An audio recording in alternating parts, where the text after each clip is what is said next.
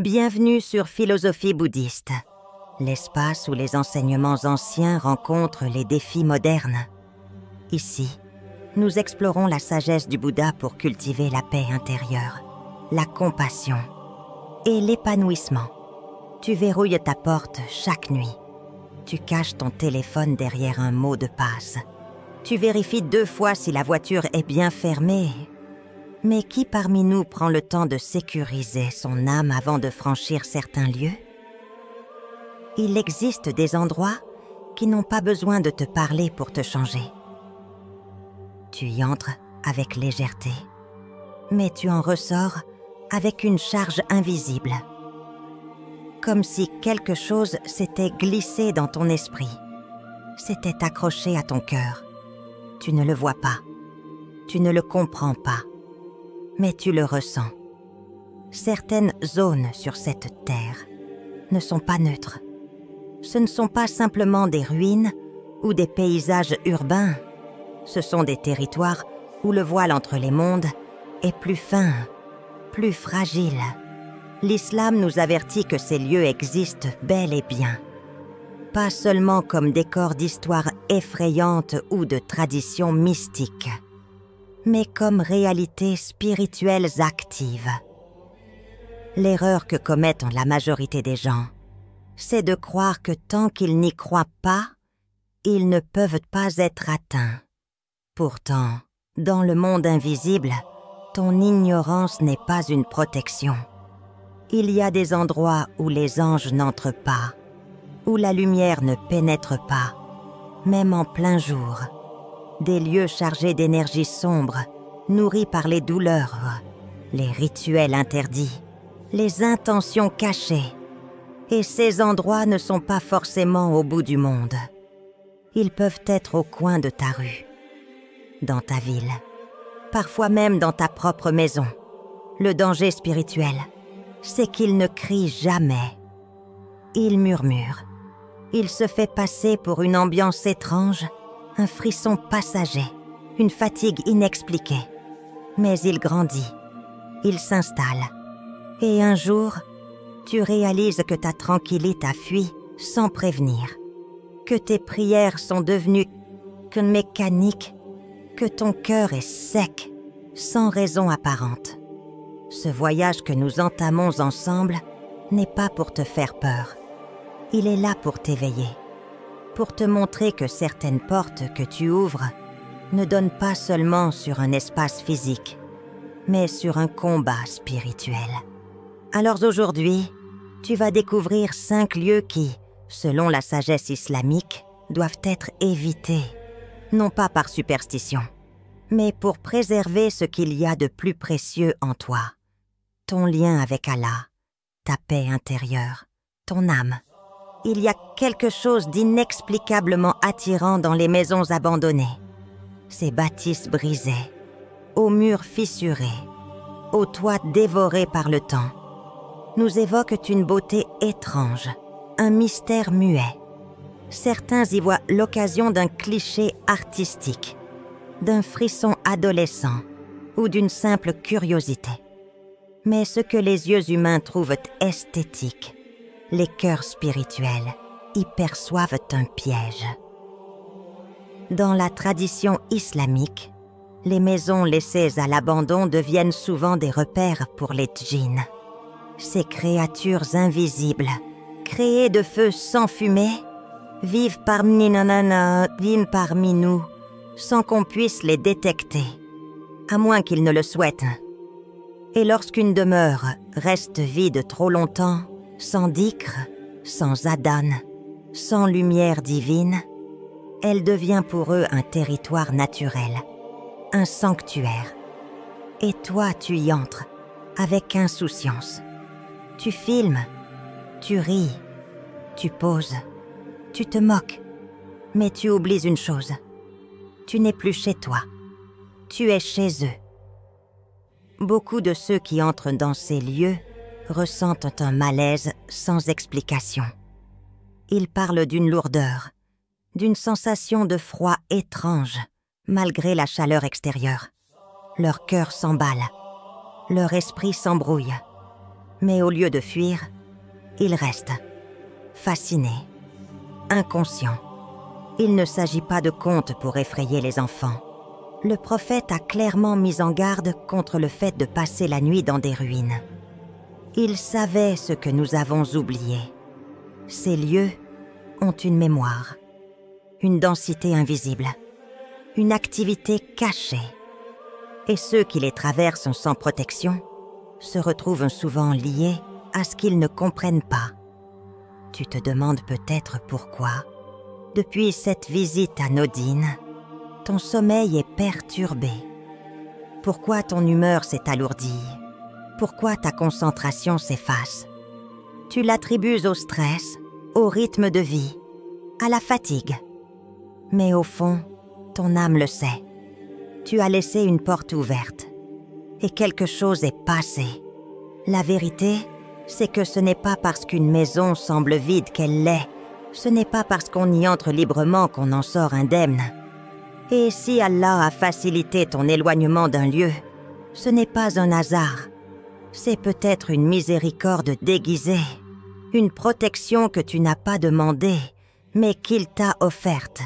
Les tombes en islam sont des lieux de silence, de méditation et de miséricorde. On y vient pour se rappeler la mort, pour prier pour les défunts, pour se purifier intérieurement. Mais dans certains endroits, la frontière est franchie. On ne prie plus pour les morts, on prie à travers eux. Ou pire, on leur prie directement. Ce basculement, si discret en apparence, est d'une gravité immense, car il transforme un acte pieux en un poison spirituel. Il glisse subtilement de la foi au shirk. Et le shirk, tu le sais, est ce que l'islam considère comme la pire des injustices envers le Créateur. Ce qui rend cela encore plus dangereux, c'est que cela se fait souvent sous le masque de la sincérité. Une mère brisée supplie la tombe de son enfant. Un homme désespéré s'adresse à un saint enterré, en quête de guérison ou de soulagement. Ils sont sincères, mais égarés, parce que la douleur, aussi réelle soit-elle, ne justifie jamais que l'on détourne nos invocations d'Allah vers sa création. Dans certaines régions, ces tombes deviennent aussi des foyers de sorcellerie. On y trouve des cheveux, des morceaux de vêtements, des papiers couverts de symboles obscurs. Certains viennent y laisser leur mal, d'autres y cherchent une solution rapide. Mais dans tous les cas, c'est une transaction spirituelle dangereuse. Le lieu devient alors non seulement une source de shirk, mais aussi un centre de cire. Tu ressors peut-être de là sans rien sentir. Mais les effets viendront. Ton sommeil s'altère. Tes projets échouent sans raison. Ton cœur se sent bloqué. Tu fais des douas, mais elles te semblent suspendues. Et si ce n'était pas un hasard? Et si c'était ce moment, cette visite, ce pas de trop? Rappelle-toi, il n'y a pas de bénédiction dans une invocation dirigée vers autre qu'Allah, même si elle est accompagnée de larmes sincères, même si elle vient d'une souffrance profonde, parce que toute douleur qui t'éloigne de ton Seigneur n'est pas une douleur qui te guide. C'est souvent dans les moments de vulnérabilité que le piège se referme. Tu traverses une épreuve, maladie, blocage, malchance persistante. Quelqu'un te recommande un guérisseur, un raki, un centre spirituel. Tu arrives, le cœur fatigué mais plein d'espoir. L'endroit est palette propre, décoré de versets, parfumé à l'encens. L'accueil est chaleureux. Et pourtant, quelque chose cloche, mais tu ne sais pas quoi. Voici la vérité que peu osent dire. Tous ceux qui récitent des versets ne sont pas des hommes de vérité. Tous ceux qui parlent de guérison ne travaillent pas pour la lumière. Certains mélangent le sacré avec le faux, enveloppant leurs pratiques dans des rituels, qui n'ont rien de prophétique. Ils prononcent ton nom, celui de ta mère. Ils te donnent des talismans soi-disant bénis. Ils te demandent de ne pas enlever ce tissu pendant 7 jours, ou de boire une eau sur laquelle ils ont murmuré dans une langue que tu ne reconnais pas. Tu penses que c'est de la ruqya. Tu veux y croire, parce que tu as besoin d'un soulagement. Mais ce soulagement-là ne vient pas d'Allah. Il vient d'un pacte invisible, d'un marché entre un humain et ce qui vit derrière le voile. Derrière certaines portes de ces centres se cachent des pratiques terrifiantes. Des chambres où se passent des choses qu'aucune âme pure ne tolérerait. Des sacrifices, des rituels, des invocations adressées à autre qu'Allah, sous couvert de guérison. Et pourtant, ces lieux existent, parfois même dans nos propres quartiers. La manipulation spirituelle est l'une des formes les plus sombres du mensonge, parce qu'elle vise ceux qui souffrent. Elle les attire avec la lumière et les enferme dans l'ombre. Mais toi, ouvre les yeux. Pose-toi une question simple. Est-ce que le prophète aurait reconnu cette pratique? Si la réponse est non, alors fuis. Protège ton âme. Ce n'est pas parce que tu souffres que tu dois ouvrir la porte à tout ce qui brille. La guérison existe, mais elle ne passe jamais par ce que le prophète a interdit. Ce que tu viens de découvrir n'est pas destiné à faire peur, mais à faire prendre conscience. Chaque lieu que tu fréquentes laisse une trace dans ton cœur. Alors protège-le. Ne laisse pas ton besoin d'aller mieux t'ouvrir aux chemins obscurs. Partage cette vidéo avec quelqu'un qui en a besoin. Et surtout, garde ton cœur près d'Allah, car c'est là que réside la seule vraie guérison. Tu marches dans un marché ordinaire, entouré de couleurs, d'odeurs d'épices, de voix qui s'entrelacent. Tu te sens en sécurité. Tu penses être dans un espace public comme un autre. Mais ce que tu ne vois pas, c'est que certains étals ne vendent pas seulement des objets. Ils vendent de l'invisible, de l'interdit, des fragments de noirceur emballés dans des promesses de chance, d'amour, de richesse. Certains coins de marché ne sont pas ce qu'ils paraissent. Ils sont devenus, à travers les années, des lieux de commerce souterrains entre humains et chayatins. Des accords scellés dans le silence, des objets chargés d'intentions malsaines. Tu vois un collier avec des symboles étranges. On te dit que c'est pour la protection. Une huile parfumée qu'on prétend bénie. Un papier plié contenant des mots que tu ne comprends pas. Tout ça, présenté comme des remèdes. Mais ce sont des armes. Ce que les marchands ne te disent pas, c'est que certains de ces talismans sont écrits avec du sang, que certains de ces papiers contiennent des invocations adressées aux djinns, que les objets sont parfois liés à des rituels effectués ailleurs, dans l'ombre. Tu achètes un souvenir, et avec lui, tu ramènes chez toi une présence que tu n'as pas invitée. Le prophète a dit que le sihir est l'un des péchés les plus graves, et pourtant, il est vendu dans la lumière du jour, entre 2 étals de fruits. Le danger est dans la banalité. Tu crois faire un achat anodin, mais en réalité tu participes, parfois sans le savoir, à un réseau de corruption spirituelle. Le plus insidieux, c'est que tu n'as même pas besoin d'acheter pour être affecté. Parfois, le simple fait de toucher, de rester trop longtemps, de rire avec insouciance dans ces zones d'ombre peut suffire. Parce que dans ces lieux, tout est contaminé. L'air, l'énergie, les échanges, les djinns qui opèrent dans ces endroits. ne cherche pas des croyants avertis. Il cherche des cœurs distraits.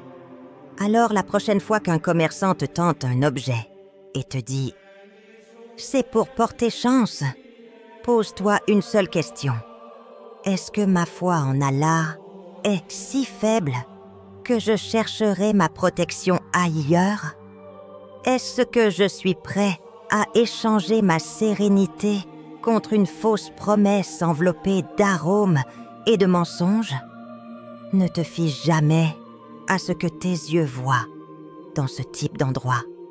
Fie-toi à ton instinct, à cette gêne silencieuse que ton âme ressent parfois sans explication. C'est Allah qui te parle sans mots pour t'éviter de tomber. Et si tu dois te protéger dans ces marchés, n'oublie pas, la meilleure barrière, ce ne sont pas les talismans, mais l'authenticité de ton tawhid, la force de ton adkar, la constance de ta foi.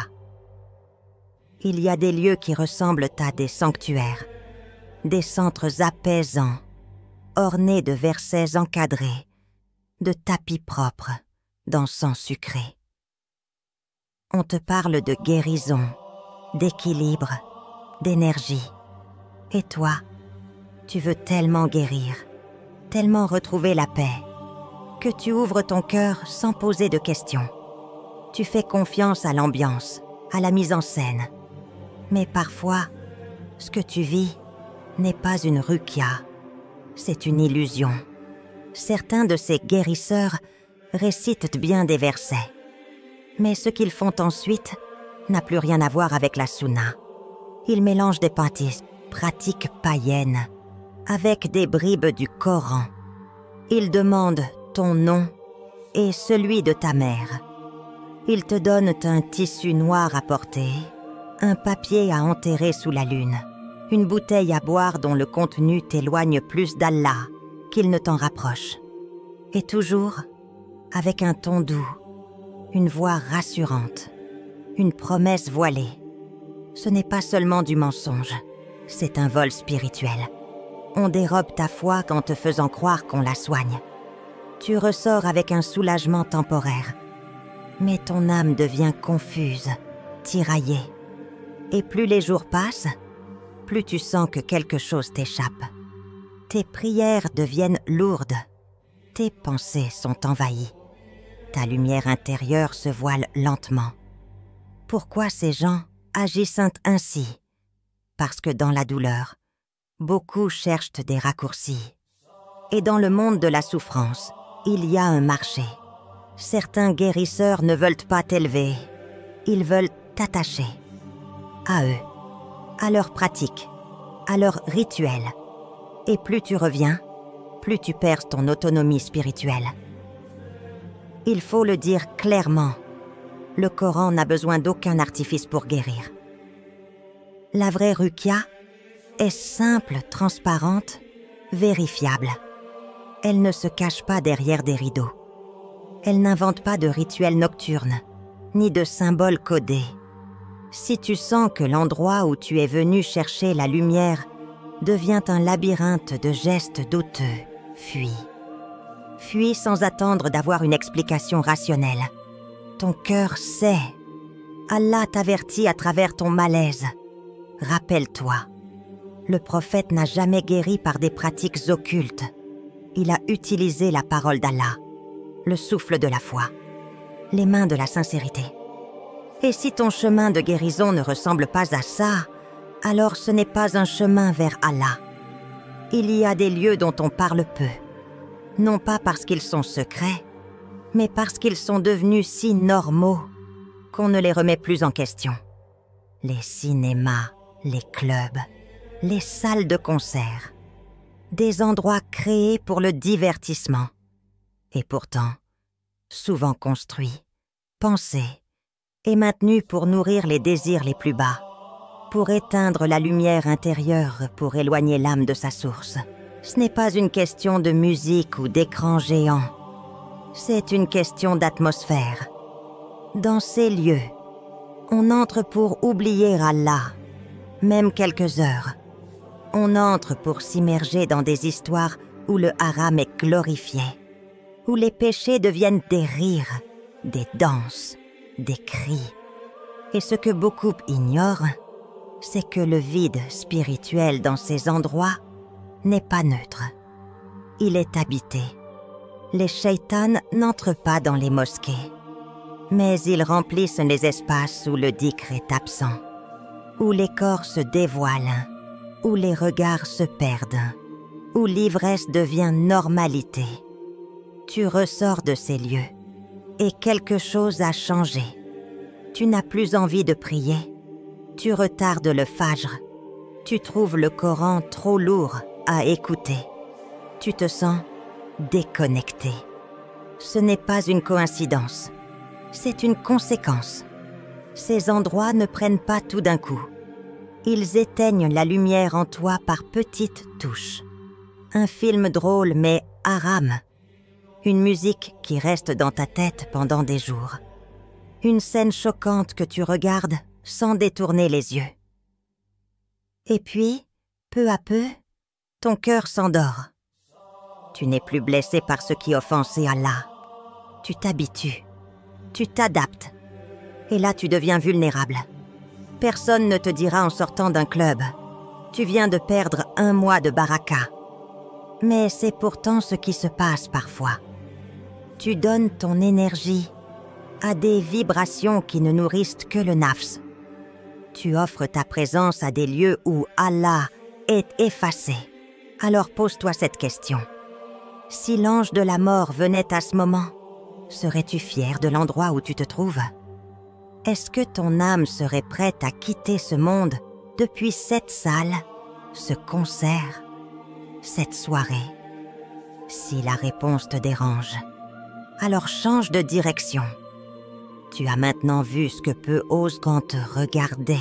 Ces lieux ne sont pas tous visibles à l'œil nu comme dangereux. Mais ton cœur le sait. Il sait quand quelque chose trouble ta lumière. Ne minimise jamais un malaise spirituel. Prends-le comme un signe, un rappel, une porte de retour vers ton Seigneur. Alors protège ton âme comme tu protèges ton corps. Sois vigilant là où tu poses les pieds. Et si cette vidéo t'a éclairé, partage-la. Car peut-être qu'elle sauvera une âme en train de s'égarer doucement, sans s'en rendre compte. Que celui qui entend agisse, et que celui qui voit la vérité ne la quitte plus.